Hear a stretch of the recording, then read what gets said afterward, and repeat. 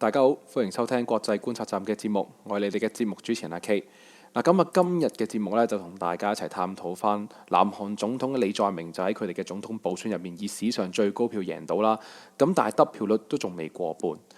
我哋都希望喺今日嘅節目入面同大家一齊分析翻，究竟成個南韓政治光譜入面點解進步派同保守派會分裂得咁嚴重呢？以及佢都講下啦，成個戒嚴風波對於成個選舉嘅影響啦，以及係年輕世代嘅選民佢哋究竟作出咗咩表態呢？今日節目開始之前啊，都希望大家繼續可以留意住我哋嘅 channel 咧，亦都可以繼續 like 啦、share 出嚟，都喺下面留言講低你嘅意見嘅。其實咧，大家都知道啦，就喺6月3號嘅時候咧，南韓總統大選就由共同民主黨嘅李在明就贏出啦咁樣。由於今次就係總統補選啦，咁所以其實咧，當時隔咗幾日之後咧，就已經即刻進行呢個就職典禮啦，亦都係比較簡單嘅，亦都唔會好似真係一個大選入面咁隆重去做呢樣嘢。其實因為尹錫悅就發動一個戒嚴啦，最終就俾人罷免咗下台，而舉行咗新嘅一屆嘅南韓總統大選呢，最尾就由共同民主黨嘅候選人李在明就贏出啦。根據實體得票數而言呢，咁其實李在明係攞到南韓即係總統恢復民選之後38年嚟最高票添嘅，但係成個得票率都仲未過半。咁而國民力量嘅金敏珠同埋改革新黨嘅李俊錫呢，咁其實票數相加埋呢，同上次尹錫悅得票比率都相接近嘅。而成個選舉結果都睇得出啦，年輕嘅選民都仍然存在一啲好性別對立嘅問題。李在明就今次大概攞到1700多萬嘅選票啦，咁打破咗2012年嘅大選嘅時候由朴槿惠創造嘅1577萬票嘅，維持咗13年嘅天花板，咁亦都俾佢打破咗啦今次。而李在明嘅最大競爭對手國民力量金敏珠就攞到大概1400幾萬票，咁呢個數字其實相當於當時同朴槿惠競爭嘅文在寅呢所攞嘅票數呢都係差唔多嘅啫。但係就喺得票率嚟睇啦，其實李在明係以些微差距都未能達到過半嘅。其實1987年恢復總統直選之後啦，咁其實都南韓係選過9次嘅總統大選啦。只係得2012年嘅朴槿惠攞到過半得票率，其餘就有半數嘅選舉呢，候選人都同今次一樣啦，好距離呢個過半數呢係爭少少嘅添。就咁睇得票率啦，其實南韓都呈現住選民好積極參與，甚至乎一啲好狂熱嘅現象。成個民主化就喺15年即係出現咗15年啦。其實投票率都已經係落到喺大概8至9成之間，只係得2007年嘅大選，因為盧武鉉嘅政權經濟表現都唔好啦，咁你明博打住 CEO 總統嘅候選人嘅稱號呢，就橫掃選票，因為好多人都認知道就係將會有政權嘅輪替，因此出現咗歷代最低嘅得票率。但係其實之後呢，都已經回復翻7成半啦，或者甚至乎8成之間嘅水準啦咁樣。今次投票率咧就為79.4%啦，接近8成啦，比上一次係多咗2.3%，創下咗18年嘅新高。當中值得注意嘅現象就係咧，作為進步派嘅根據地嘅西南部地區光州市啦、全羅南道啦、全羅北道啦，投票率都落咗喺大概83至84之間，遠遠高出係成個南韓嘅一個平均值添嘅。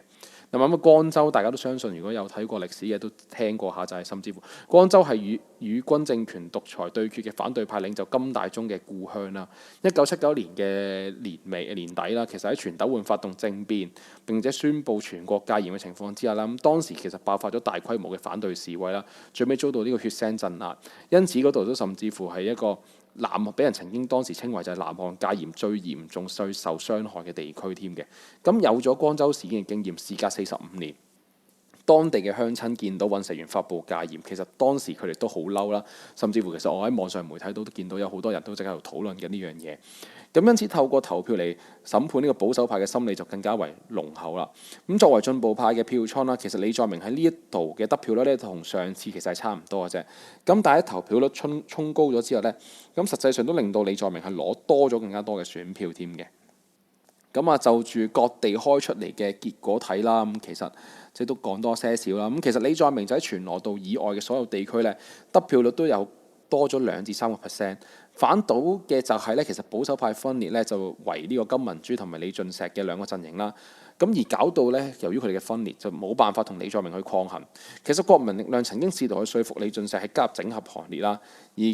金敏珠甚至乎多次去到國會係要求直接同呢個李俊錫去協商，結果就一係就揾唔到人啦，又或者係電話冇聽到咁樣嘅。而當時亦都有民調顯示就係其實若果佢兩個合作整合嘅話，同李在明展開1對1嘅決勝負嘅話咧，不論邊一個人單獨出嚟競爭呢，其實同李在明嘅支持度嘅差距呢，反而係會拉得更加大，顯示嘅就係1+1仲會細過2添，代表住同樣身為呢個保守派嘅兩個陣營支持者呢，其實都入面有好大嘅差異，甚至乎叫做異質性喺入面嘅。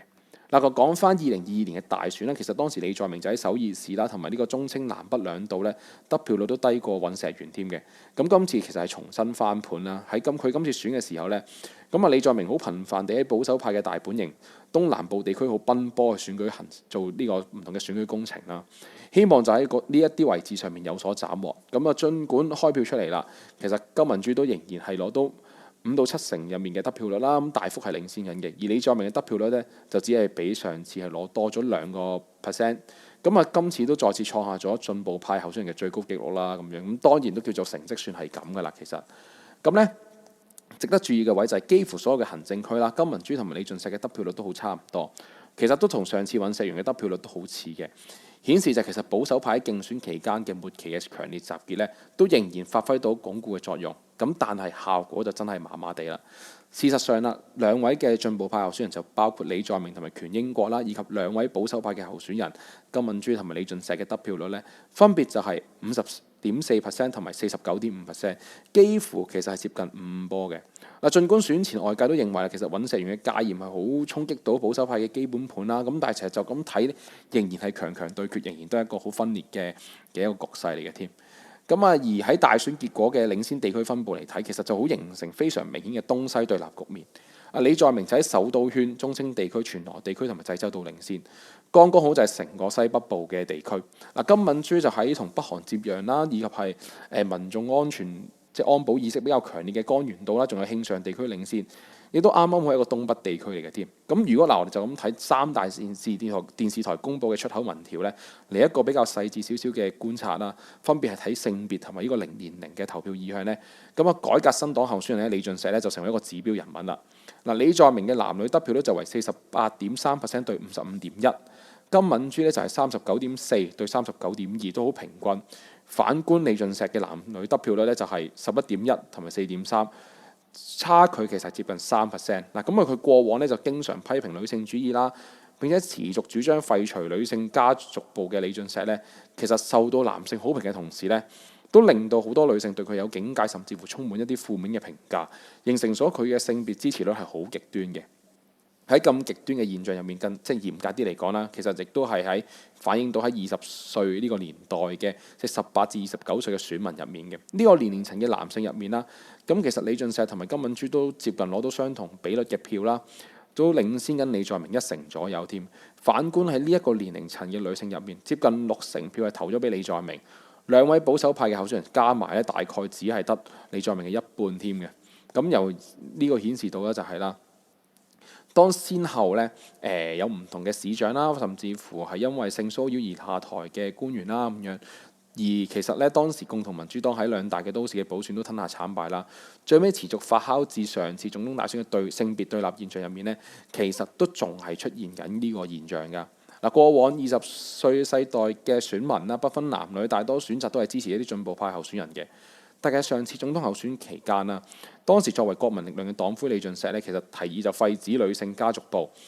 競選總統嘅尹錫悅都支持呢樣嘢，甚至乎聲稱其實當時性別差異已經唔存在啦咁樣。當然都引發呢個爭議啦，同埋呢個即係責備啦。咁但係都充斥住好多吸收到啲厭惡女性主義嘅主張嘅年輕男性民眾，都得到佢哋支持。而女性都對於呢樣嘢都好關注、好警惕，認為呢一樣嘢係繼 Me Too 之後啲男性大規模嘅反撲啦咁樣。今次都造成咗過往一致支持進步派候選人嘅20歲世代選民呢，第一次出現咗分裂嘅局面。對於成個保守陣營嚟講，佢哋終於吸收到一啲夢寐以求嘅年輕選票啦。但係對於進步陣營嚟講，年輕選民嘅性別分裂都令到佢哋流失咗好多嘅男性選票。所以喺上次選情咁跟品嘅狀況入面咧，都成為咗跨壓到李在明嘅最尾一根稻草啦。但係今次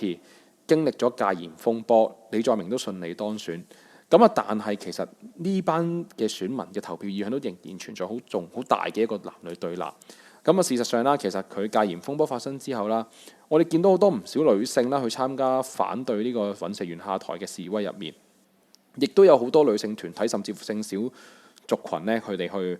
參與添。佢哋都認為啦，其實尹錫悅嘅政權係唔敢執行呢個廢除女性家族部嘅政見，亦都冇辦法積極提出去保護女性同弱勢嘅對策，反而嘅就係女性會遭到無差別嘅攻擊，甚至乎一啲約會暴力嘅事件都好經常出現到。咁而女性主義都盡俾男性用嚟去批評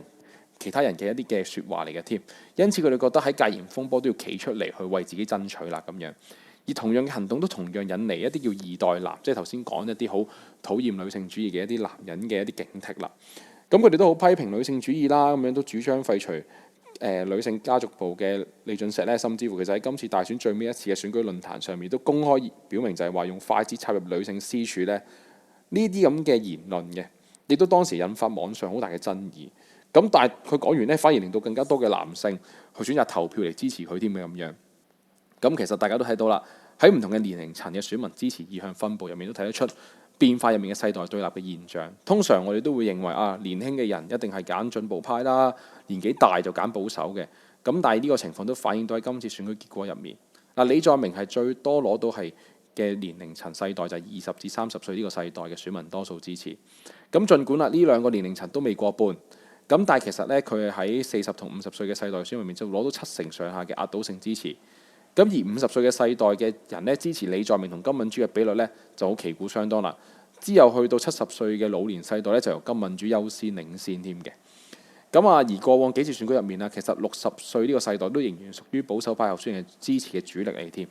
以上屆大選嚟講，其實尹錫悅喺呢個年齡層攞到接近70%嘅選票，支持李在明嘅咧只得30%。今次竟然變到得返5波，係成個選舉入面最大變動嘅年齡層嚟添嘅。我諗原因就係因為其實出生喺1960年代、1960年代嘅選民入面，其實佢哋喺學生時期經歷過追求民主化嘅運動啦，咁樣亦都喺之後陸續踏入社會。咁佢哋喺韓國嚟講被稱為呢個386世代。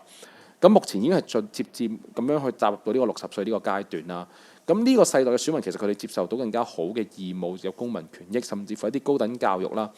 佢哋都好有批判性嘅思考能力添，對成個時勢、成個發展都好敏感。咁而呢一班386世代嘅選民，其實面對住尹錫悅宣布戒嚴之後咧，都即刻係攞一個好批評嘅視角去看待，導致喺今次投票意向上面都完全同以往唔同啦咁樣。今次大選啦，咁其實李在明喺進步派根據地全羅地區入面呢，咁由於佢高過全國平均嘅投票率啦，都增加咗佢嘅選票。喺其他地方方面，佢嘅得票率都有好輕微嘅成長。